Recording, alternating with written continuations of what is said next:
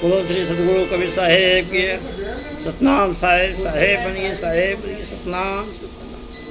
बोलो हर भोलेनाथ की जय हो, हर हर महादेव जी की जय हो, ओम श्री नागेश माता की जय हो।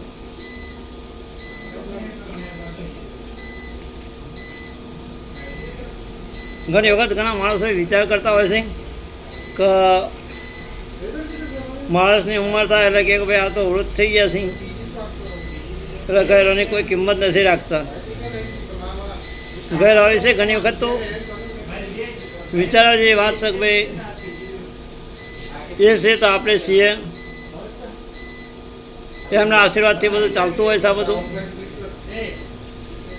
તો આપણે વિચારે એક ગામ હતું નાનું સરખું, ત્યાં આગળ એક પરિવાર રહેતો હતો।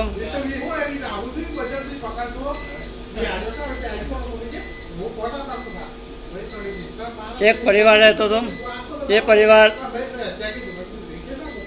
પરિવારની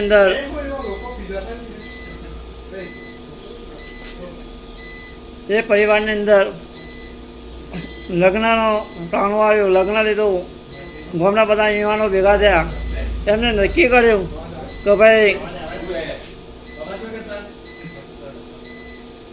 આપણે આ વખત ગઢા માણસો લઈ નથી જવા, બરાબર? આપણે યુવાનો બધા પૂરું કરી દઈશું, એ ગઢા માણસોનું શું કામ છે? એટલે આ તો સવારમાં જોન લઈને ગયા, પણ એ વખત ગાડાનો સમય હતો, ગાડા ત્યાં લોકો ત્યાં ગાડા લઈને તો ગયા, તો લઈ જઈને ઉતર્યા, પણ સામાયિક થયું નહીં, કોઈ રામ રામ કરવાના આવ્યું। ભાઈ કે કેમ ના આવ્યા હજુ સુધી? તો એટલે કે ભાઈ બધા ઊંચા નીચા થવા મળ્યા, એટલે કે જઈને ભાઈ પૂછવા ગયો કે ભાઈ શું નથી આવ્યા? એટલે કે ભાઈ કુંકુ ના આવ્યો તમે? એટલે કે બધા અમે યુવાનો છીએ।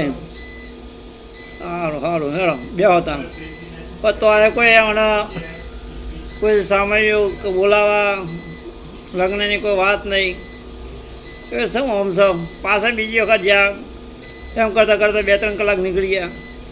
એટલે પછી એક ભાઈ એને પૂછ્યું, તો ભાઈ તો ગરદાની પૂછ્યું, ગરદાનીના બાજુવાળા બધા હતા, એ કહ્યું કે ભાઈ એક કામ કરો, દૂધનો કોણ મેલો એટલે અમારા દીકરી પહેરાવી દઈએ। પેલોને ખબર નહીં એમ દૂધનો ફોન કેવી રીતે મુકાય।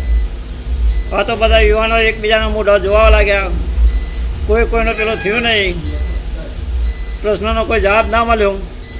એટલે એક ભાઈ હતો, એ વિચાર કર્યો કે કારો ગમે તે થાય પણ આપણે ઘરે જવું પડશે અને પૂછવું પડશે વડીલને। એટલે આ તેથી એક ભાઈ બાજુનું ગામ હતું, ત્યાં ગયા અને વડીલને લઈ આવ્યા। વડીલને પૂછે કે શેમાં આવવું પડ્યું? એટલે કે ભાઈ ત્યાં કહે છે કે ભાઈ દૂધનું પાન મેલો, એમાં દૂધનું પાન હવા મૂકવાનું, એટલે આડો હતા। પછી એમને લઈ ગયા, એમને પછી ત્યાં જઈને વાત કરી કે ભાઈ તમે શું અમને રોકી રાખ્યા? એટલે કે દૂધનું પાન મેળવવાનું છે। એટલે કે તમે લાવો, તમે ચાયની કોણી લાવો એટલે આપણે દૂધનું પાન મૂકી દઈએ, બરાબર?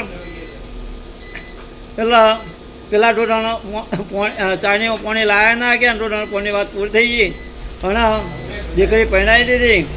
એટલે ગયરા વગર કંઈ ગાડો ના વળી, બરાબર? એટલે ગયરા માણસની સેવા કરી, ગયરા માણસને જે કહે એ કંઈ ખોટું કહે નહીં, એમની સલાહ લેવી ને આગળ વધવું। બોલો શ્રી સદગુરુદેવ કે સતનામ સાહેબ સાહેબ સાહેબ।